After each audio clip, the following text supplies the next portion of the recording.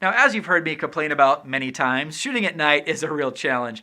I hadn't done much of that before the Assurance simply because it usually requires a big crew to do well, and that tends to be expensive. So just like with avoiding artificial practical lights, I knew I had to have a big night scene so I could wrestle with that and talk about it in this training. Also, night scenes have the power to look absolutely stunning. So I've created a list here of 5 things, well actually 5.5 things, that can help you get better footage out of exterior night shots. First, you still need to get a proper exposure.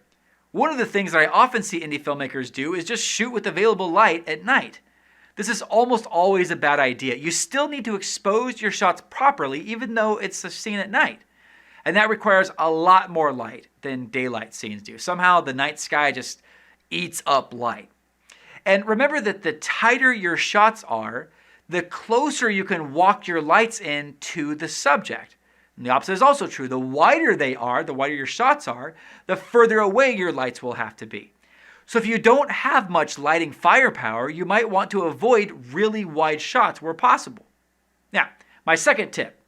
Strong light sources will necessitate motivation. If you have a hard light source or a really powerful light source, and let's say you're in the middle of the forest, that will look weird. People will wonder where that light is coming from, so you'll need to explain that. However, if you're on, let's say, a busy city street with streetlights in the background, you can light the scene from above with a strong light source because the audience automatically just gets the motivation. And that leads to my third point. Moonlight is always a motivation for exterior night scene lighting. In real life, moonlight just isn't that strong, like our gaffer pointed out. But if that light is really diffused and the light is coming from a high angle, maybe it's slightly blue, the audience won't question it and it won't need motivation. Everyone will just kind of assume it's moonlight. Fourth on my list, and also my personal favorite, fog. There's so much important stuff about fog that the next tutorial is entirely devoted to that subject, but suffice it to say here that fog diffuses light, and that effect tends to make fog act kind of like a light source in and of itself. In this night shot, for example, we started rolling the camera before the fog got into the shot. Look at how dark this is, especially in the background. And then without changing any of the lights or camera settings, this is what the fog added to the scene. And fog does even more than this, as we'll see in the next tutorial. Okay, all right, back to my list of little tips here. Tip number 5, try using practical lights if you can. As human beings, we understand that it's not always great to be in the pitch black darkness. So there are really strong light sources that exist for just such an occasion.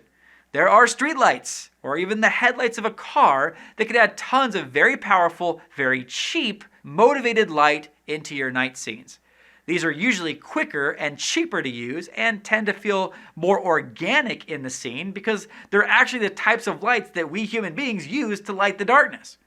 The movie Drive used city lights to gorgeous effect in these driving scenes. Now, finally, my last tip is kind of like a half of a tip because I don't think a lot of cinematographers would agree with me on this one. But when I shoot night stuff, I really like to expose for it like I'm exposing for a daylight scene. I don't like to have any pure black in my scene, or in other words, I like having all the detail in the shot that I can. I mean, sometimes this is just impossible. In some of the night scenes in the Assurance, we just didn't have enough gear or time to get more light in there. But I like shooting this way so that the colors are healthier.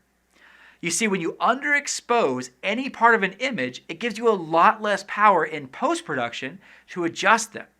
And as a colorist, I love having total flexibility over my colors in post. My wife one time had a combination baby shower Halloween party that she called Rosemary's Baby Shower, and I got some shots from that.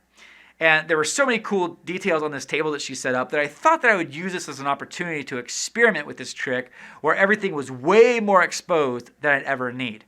Now, in camera, it looked awful, but in post-production, I had so much more latitude to adjust the colors and contrast as I pleased. The final result was so clean and sharp and the colors were so vibrant that I try to get this same degree of flexibility whenever I shoot, even if it's at night. Now, again, I think most DPs would say just shoot it right in camera, and then you don't have to worry about it in post. Then you don't have to spend all this extra time adding more light than you need. And, again, I could see that. But with all these tips, and including this one, you'll have to do some tests and see which methods you prefer when you're shooting at night. Next, let's dig a little deeper into fog.